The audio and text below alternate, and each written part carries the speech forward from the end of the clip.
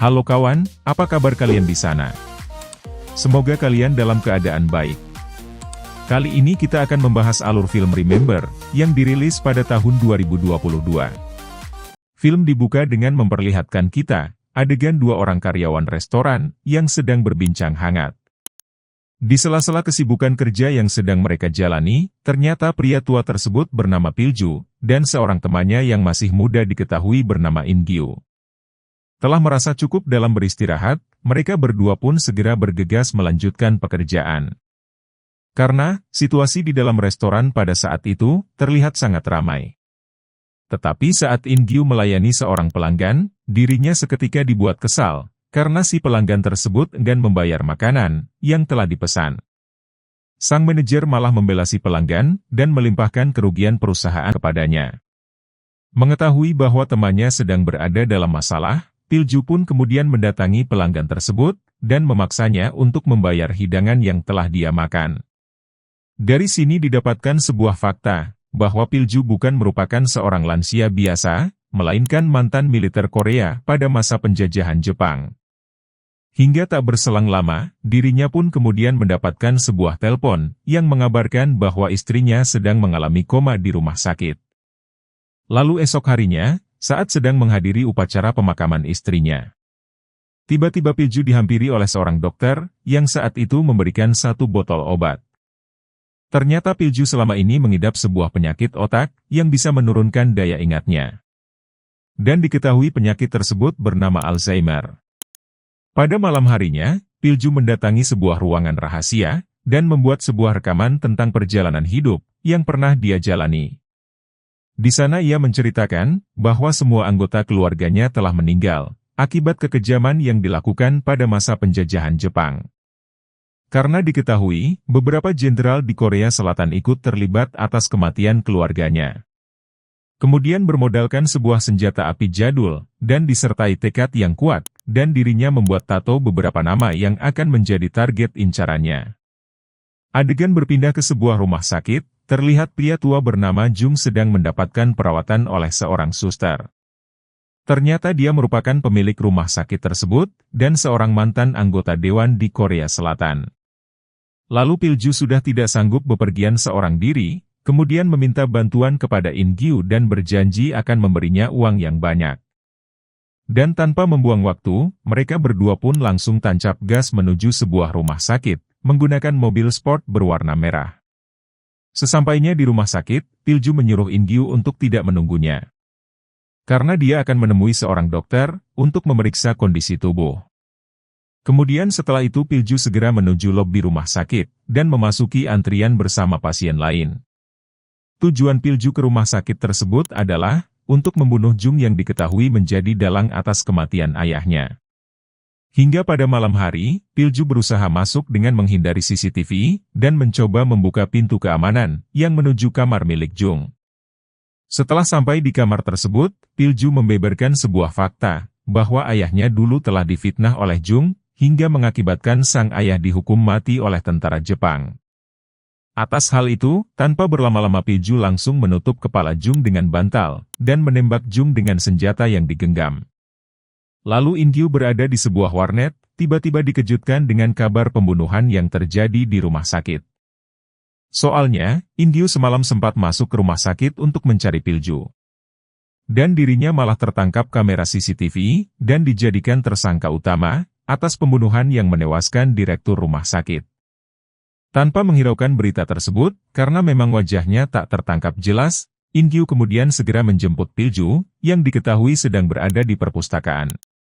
Kemudian sesampainya di sana, mereka berdua langsung membuntuti sebuah mobil hitam, yang berada tepat di depan mereka.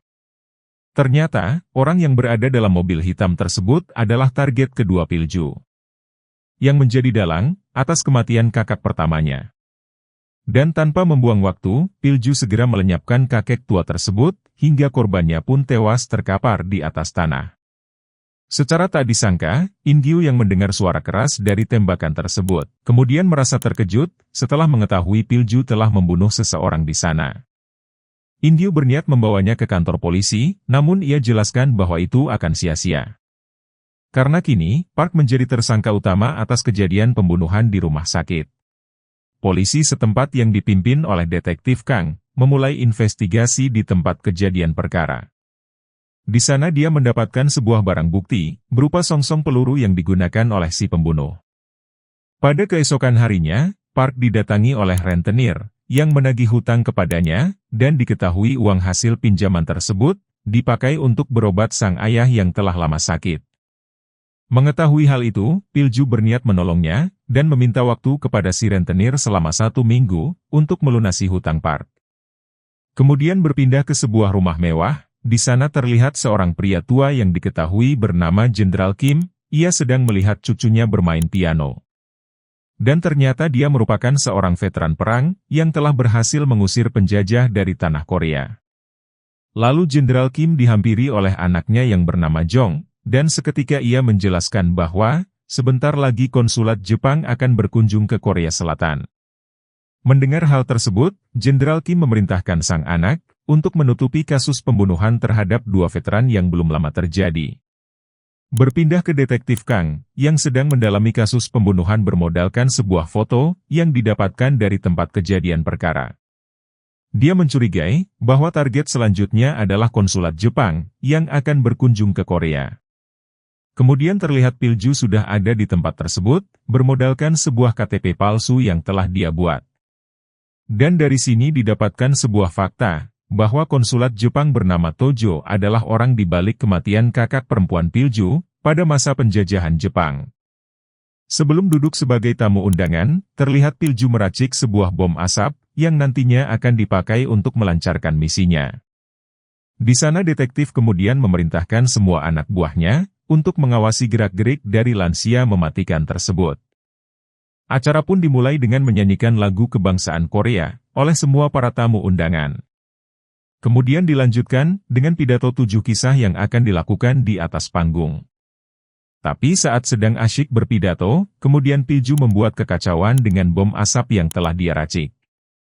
Bermodalkan sebuah pistol yang dia genggam, Pilju berhasil menyandera targetnya dan langsung membawanya ke sebuah ruangan. Di sana, sempat terjadi baku hantam terlebih dahulu. Sebelum pada akhirnya Pilju membunuh kakek Tajo.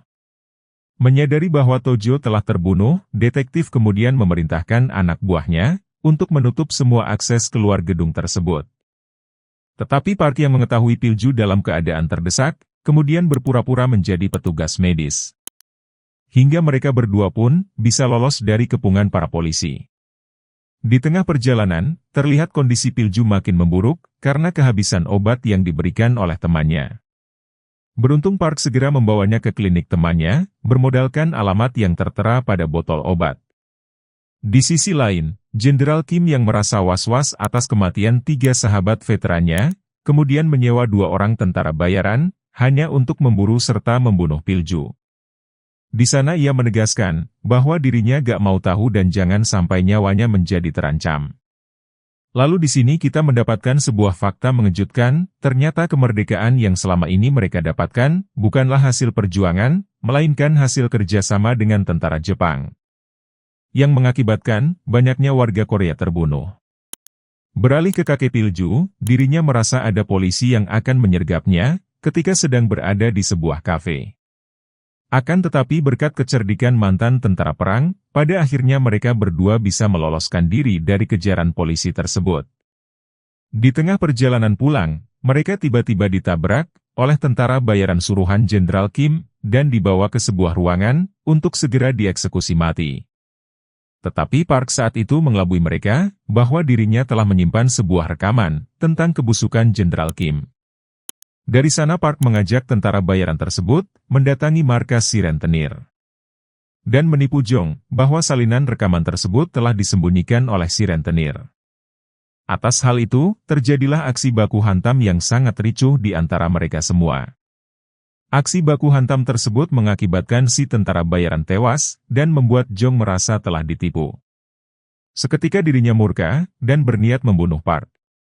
Akan tetapi saat dia yang akan mengeksekusi Park, secara mengejutkan Pilju datang serta berhasil membunuh semua orang yang ada di sana. Kemudian Pilju menyuruh Park untuk pulang, dan berniat melanjutkan misi seorang diri. Tetapi saat beliau mengendarai mobil sport miliknya, ia tiba-tiba kehilangan kesadaran dan seketika menabrak pembatas jalan. Dari sana Pilju berusaha mencari tumpangan, hingga pada akhirnya dia berhasil mendapatkan bantuan dari seseorang yang gak dikenal. Akan tetapi penyakitnya mulai kambuh, di mana dirinya tidak ingat apapun, bahkan merasa linglung saat ditanya soal tempat tinggal. Beruntung saat melihat tulisan di tangannya, ia berhasil mengingat bahwa tujuannya saat ini adalah membunuh Jenderal Kim. Singkat cerita, pada keesokan harinya, terlihat Jenderal Kim sedang menghadiri acara peresmian patung miliknya, yang dinobatkan menjadi pahlawan nasional. Karena acara tersebut dihadiri oleh para veteran tentara, kemudian saat proses penyerahan medali kepada para veteran. Secara mengejutkan, Pilju menodongkan senjata kepada Jenderal Kim. Di sana Pilju seketika memaksa Jenderal Kim untuk membeberkan fakta kejahatan dirinya di masa lalu. Merasa tidak ada jalan lain, karena pada saat itu, Pilju juga mengancam akan menembak cucunya. Jenderal Kim dengan terpaksa mengatakan fakta kelam tentang kejahatan dirinya yang mengorbankan rakyat Korea. Tetapi saat Jenderal Kim selesai berpidato, Pilju pun kemudian berhasil menembak Jenderal Kim. Lantas Pilju berniat bunuh diri, karena dirinya merasa telah tuntas, membalaskan dendam semua keluarganya. Beruntung Park segera datang, untuk mencegah dan menyuruhnya untuk bertanggung jawab, atas semua yang telah dia lakukan. Kemudian Pilju ditahan, atas pembunuhan yang telah dia lakukan, dan divonis hukuman seumur hidup. Yang berarti, dirinya akan menghabiskan sisa hidupnya di dalam penjara. So kawan, gimana ceritanya? Pasti seru kan? Itulah cerita dari film Remember. Sampai bertemu di video selanjutnya. Bye-bye.